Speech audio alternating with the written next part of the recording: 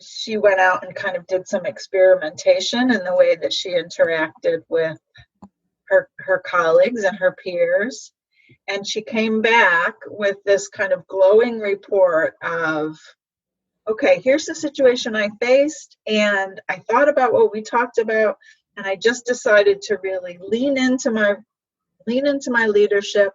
I shared where, kind of what I was thinking, and like the team, just everybody was like unanimous, and we went forward, and all of a sudden we had all this energy. And so she kind of discovered that when she just trusted herself, and that sounds very simple, but we got her used to feeling like, what's your body telling you in those moments, and what's the story you're telling in your head. And so she had this strong awareness that she had built, that by the time she got to that situation, she was able to kind of know what was happening and how she would normally react and counteract that with a new way of behaving. And it was just a smashing success. Welcome to Rochester Business Connections, powered by Balbert Marketing, LLC, where I get the chance to chat with Rochester, New York's very best business owners, entrepreneurs, and thought leaders. I am your host, Ben Albert. Don't forget to subscribe, and remember, we don't do advertisements. My fee for this show is simple. If you gain value from the episode, personally share with a friend and explain your favorite part. Let's get started. Great. Welcome everyone to Rochester Business Connections. I am here with Kristen Fragnoli. Kristen, how are we doing today? Hey, good. I'm doing great, Ben. Thanks. Happy to be here with you this morning. I'm happy to have you here this morning. Kristen is a leadership and life coach. And, at the core, we all need a coach. Kobe Bryant had a coach. All the best athletes have coaches, because if we want to level up and maybe have someone give us feedback that we're missing, we need a coach, right? So leadership and life coach, that is broad. Let's break it down a little bit. What exactly do you do at your business here, Kristen? Yeah, thank you. First of all, I love that you opened it that way, because everybody really does need a coach. I mean, even as a coach, I've had a coach. So that idea of just having someone who can help you improve, right? That it's not about, I have problems, therefore I need a coach. It's really just about that fine tuning. So I love that you were observing that. I kind of made the conscious choice to use the phrase life and leadership instead of what might have been typical, which was executive coach. The skills I use and the kind of work I do is what most people would think of as executive coaching. But what I found was, for me, that felt like it was telling the world that until you've reached that, executive C-suite level, that I'm not the person for you. And that's definitely not, that's not how I work. So including the life and leadership is really representative of the approach I bring is to help people focus on their leadership, focus on their performance at work, improving themselves, growing, learning, but at the same time kind of becoming more of who they are, right? So we all hear that life-work balance challenge, and getting better at work isn't satisfying if I still feel like my life is out of balance, or if I still feel like I'm not really living in a way that makes me happy and joyful and kind of fully me. So it's a really purposeful choice to say life and leadership, because we need to integrate all of those parts of ourselves. So it is broad, because it depends on what that, kind of what that client partner brings and what they want to work on. And it's often something that kind of presents itself as a work challenge. And then as we dig in, there's all sorts of other threads to other parts of their life that really are a part of that growth. So it's to me a more full representation of the kind of work that I do with people. Yes, you're tailoring your process based on their needs. A term I hear a lot is sharpening the saw, Yep. and Yep. that's really just fine tuning the instrument that's already working, making it better. But you don't go in and take a saw and say, "We don't want a saw. We actually want a chainsaw. We want a knife." You take the tool there and you ultimately sharpen it and make it better. I'm Yeah. wondering, in terms of the kind of clients you work with, is there a perfect client? If I were to call you today and say, "Hey, Kristen, I'm a blank and I really need this," is Yeah. there a specialty you love, or is pretty much anybody across the board? Um, well, I'm very open to, a variety of clients, of course. But I would say that my kind of perfect client is someone who calls and says, I'm kind of a mid to late professional, smart. I've achieved. I'm doing well. I'm either entering into leadership or I've been in leadership for a while. Things are going pretty well, but I just feel like there's, kind of a little bit more that I need either to bring myself to the next level, my team to the next level. I'm facing a transition or a challenge. And then often the second piece of that is, and overall, I feel like things are going well, but there's just something I can't quite figure out. Hmm. Feels like it's not working. And that's the piece that we usually kind of can grab onto and figure out. If we figure out what's that not quite right, that's usually when people then just kind of explode with, their performance and their Mm. satisfaction and happiness. I do sometimes have people who will call and say, I'm really struggling with something. Whether it be I have a new boss and the transition is really hard, or I'm the new boss and the transition is really hard. Or I feel like I'm in the midst of a career change. But it's usually just that little bit of, I know I can have more impact. I Mm. want to feel a little happier than I feel right now. And if I can just up my game a little bit, then, I want to take those next steps.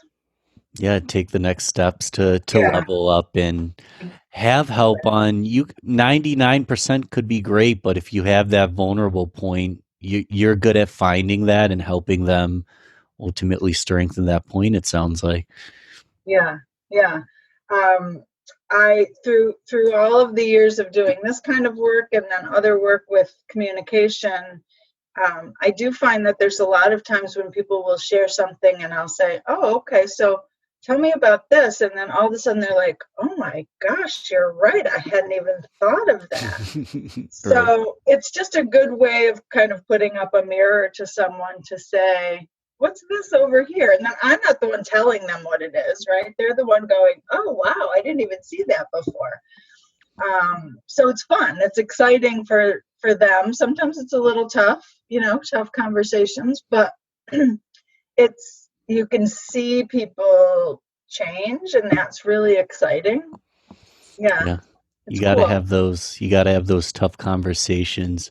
One thing that's interesting, I want to digress really quickly, Yeah, because for anyone who's watched the show, once in a while I'll look to my right or my left because I've got your website pulled out as a cheat sheet. gotcha. But currently, walking across my screen here is a spider. Oh, that's awesome. Are you afraid of I spiders? Do am they not freak you afraid of out? spiders. It's I am it's not. I'm actually someone who is, I'm like totally comfortable in nature. I was a total, tomboy, I think is not a word people like to use anymore. I sure. was a total tomboy in the woods, catching snakes, catching frogs. I love to be out. I mean, that's actually my happy place is in the woods. So I in love my it. house, I'm the one who catches the spiders and puts them outside or catches the snakes. Yeah. Yeah. I'm with you. I'm gonna put this guy outside in a moment here. I just think All it's right. funny because sometimes when my guest speaks, for anyone listening, I'll look right, look left, kind of, have a cheat sheet. So I ask good questions. Yeah. But this time I'm like looking all over the place because I'm watching this spider just run across the room. Um, oh wow. So where were we now that I digressed a bunch? Yeah, so let's say you've got a high performer, they're doing great, but they realize that they could do better and they want, a little bit of coaching. How Yeah. does that initial consultation look?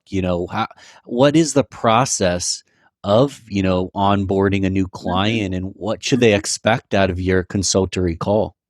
Yeah, that's a great question.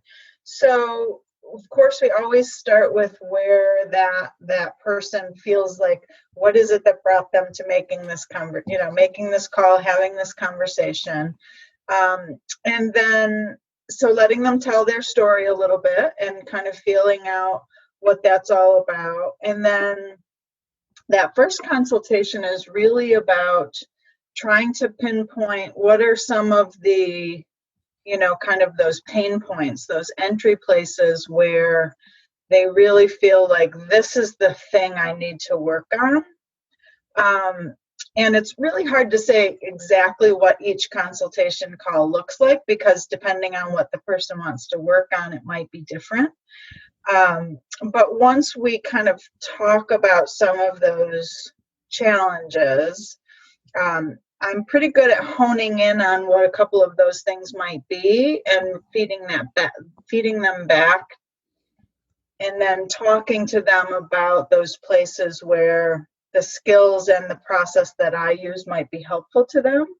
I might not be the right coach for everybody, so I will say, here's what I see, and here's what I would kind of work with you on. Does that sound like something that would be helpful? Does that sound like something that you would, want to commit to doing? Because coaching is really pretty self-driven. I'm a facilitator, but the person really needs to go, okay, yeah, I'll do that. I'll do the hard work of looking at that. Um, and then depending on the person, we use all sorts of different, the conversation itself. We do reflective activities. I use some mindfulness kinds of approaches to help people really kind of regulate their nervous system and things like that. So it's really just to get to know you. What are you facing, and how might I help, and does that feel like a fit? And sometimes I'll have more than one exploration conversation with someone to make sure that they're in the right place in terms of choosing, my coaching. Just the other day, I talked to someone and I said, you know what, I think what you need is this, and that's not me. Hmm. But if you go do that, come back and see me, when you're at this next stage kind of thing.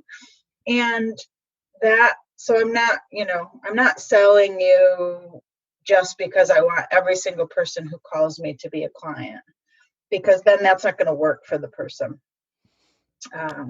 So that was kind of general terms. I hope that made sense, but Yeah, it yeah, it's sounds very like personalized. you're personalizing it. You want to make sure you can add value, and then a Yeah, big part of your role is to hold them accountable. Because right. like quitting a drug or leaving a bad relationship or anything like that, they need to make the choice that they want to get it done, right?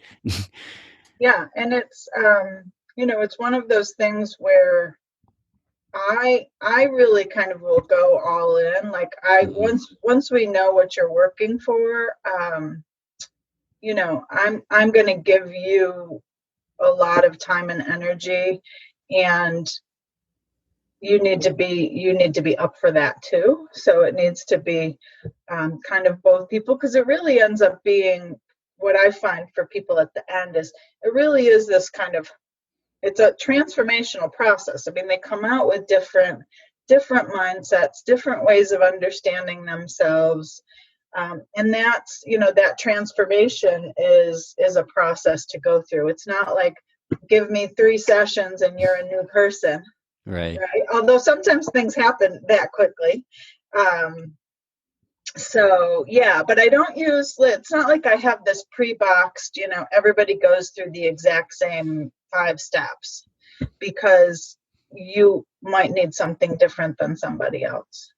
Yeah, yeah. Yeah, Everybody needs something different and yeah, everyone is different. One absolutely. last just general question on coaching. I'm just so Yeah. curious because there's people like me, right, that basically didn't speak the first 10 years of his life, was very introverted, and kind of went the route of study and education to be like, what's going on with me? How do I adapt in a world that I feel like I don't fit in like the ordinary person? And then there's other people that are born very extroverted, smiley. They've got very charismatic parents, and they're just charming and a natural leader from birth. It almost seems like they're the ones that are leading, at 5, 6, 7 years old. And I'm wondering, what was your story? I mean, what got you into leadership and coaching? Is it something you've always loved and did when you were younger?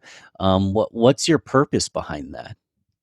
Yeah, wow, that's such a big question. I know, I apologize. Um, so I guess I'll answer that in a couple different ways. One, in terms of just to relate to, your example of, how your personality showed itself as a child and on the way through your life. I would say that I was um, definitely always someone who was very willing to kind of speak up and speak out. I'm the youngest of 7 kids. So Oh, so I really had to learn to, like make myself seen. Otherwise, forget it.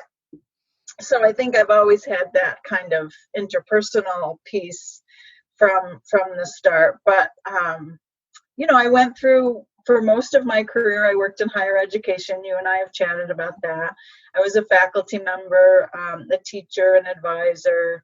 So I've always really had that role of helping people change their lives, basically, helping people grow and learn and become more than they had been before.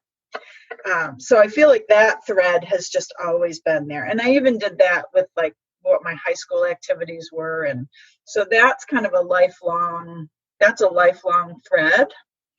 Um, and then my teaching was in the area of communication, interpersonal communication, and really the art of relationship. And those are all skills that leaders need. So that really comes into play an awful lot. And I guess finally, towards the end of working in higher ed, I got to the point where I was feeling that sense of I need something more, almost like I described that clients often feel. And so I kind of worked with myself on that a little bit and figured out, I really just want to go and I want to be more fully myself and help others do that exact same thing. So it was almost like my need for that authenticity mhm. became what I wanted to bring to everybody else. But I had that whole career of teaching and my academic background and just my skill set that led me to that anyways. I was teaching leadership. I was running my own team. Once I got into administration, there's my dog in the background. Yep. So it really all just seemed to coalesce. And then literally one day I was like, I need to just go do this independently. I want to do things my own way. And so I left a 28-year career and started this business 3 years ago. That's So it's been that's a little bit of a ride.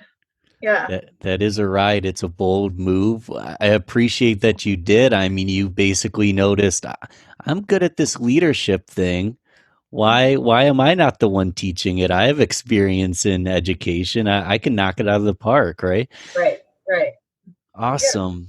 I always like to touch on Rochester because personally I'm born and raised, and I love the city with all the diversity and all the troubles and all the things that happen, good and bad, from the good old days with Kodak and Xerox to nowadays where we're rebuilding downtown, but Yeah. the city is also kind of in shambles right now. So I love the good and the bad.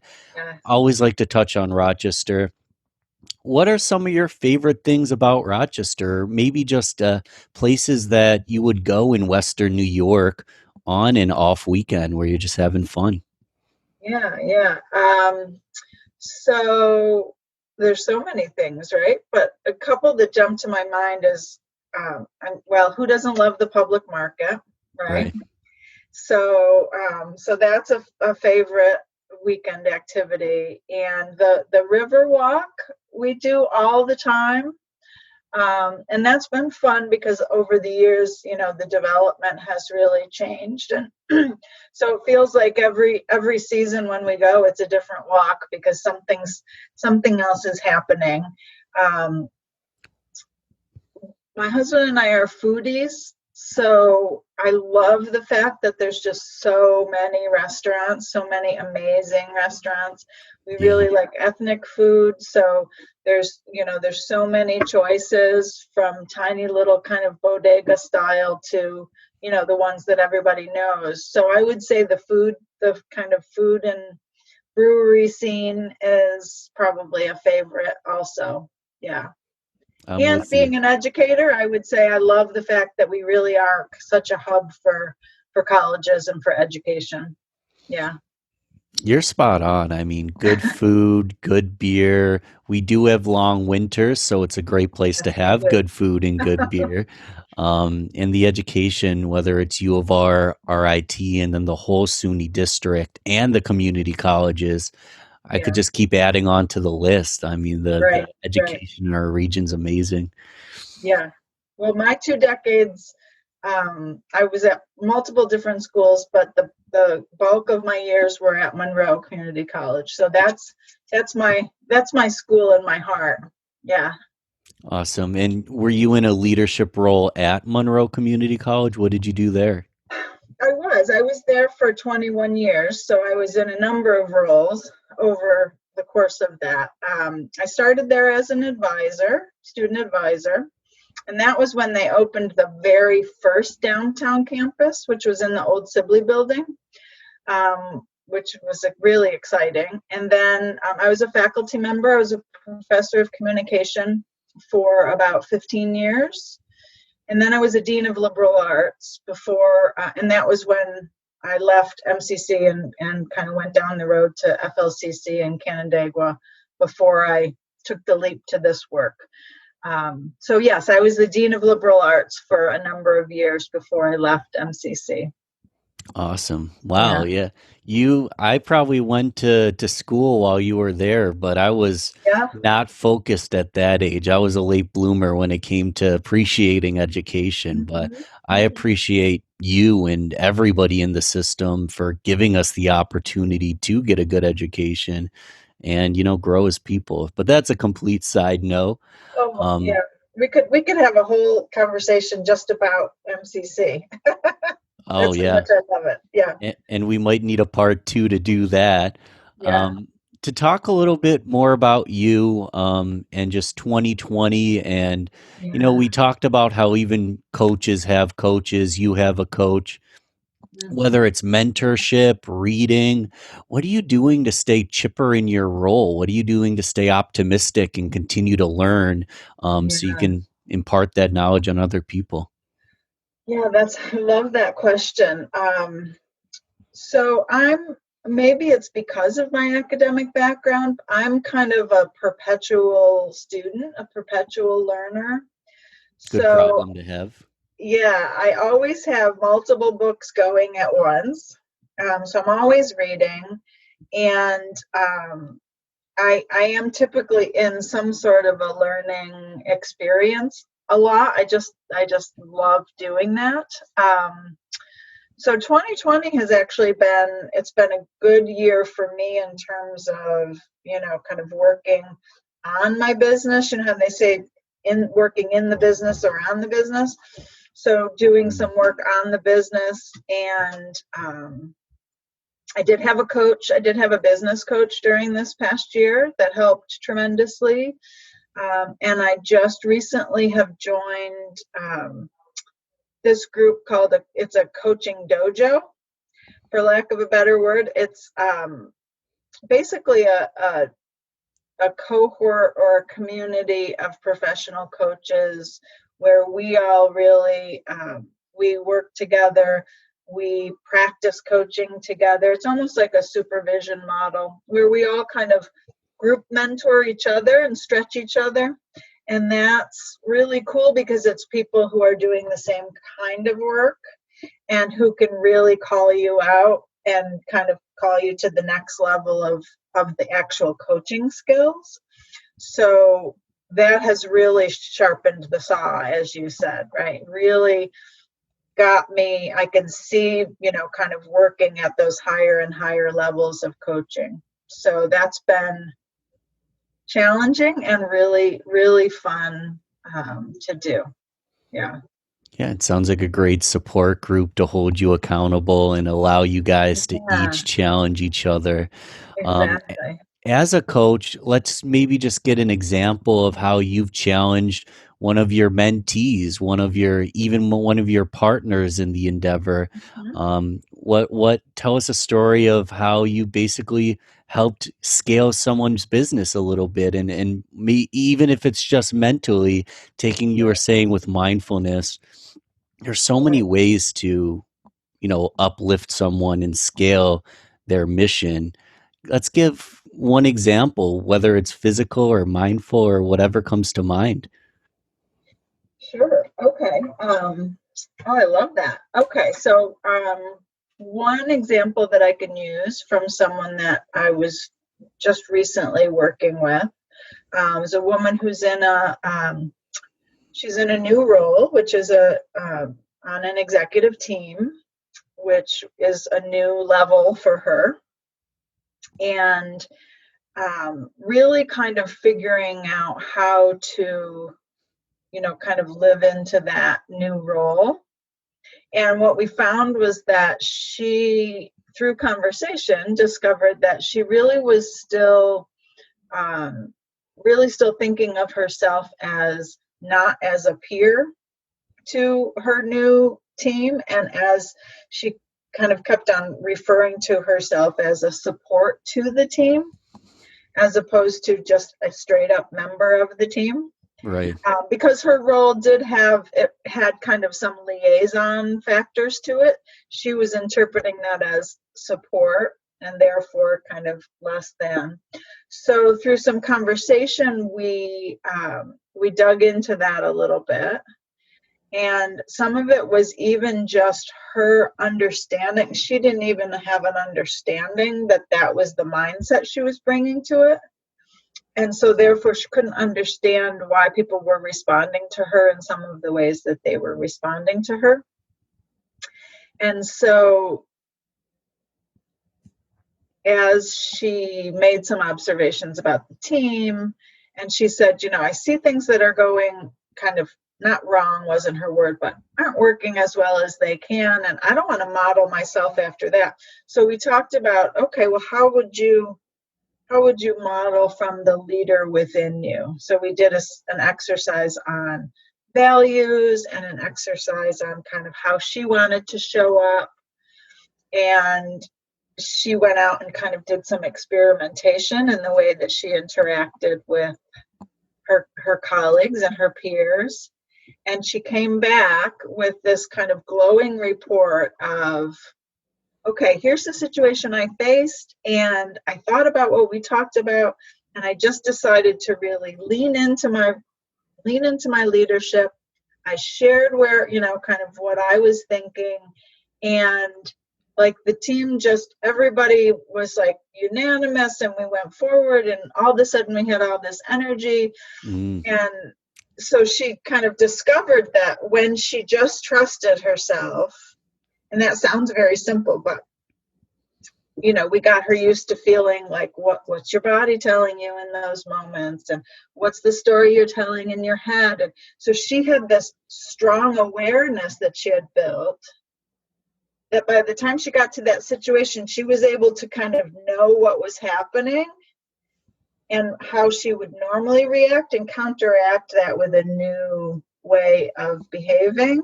And it was just a smashing success. That just happened to be one that we talked about this week. So that's the one that came to my mind.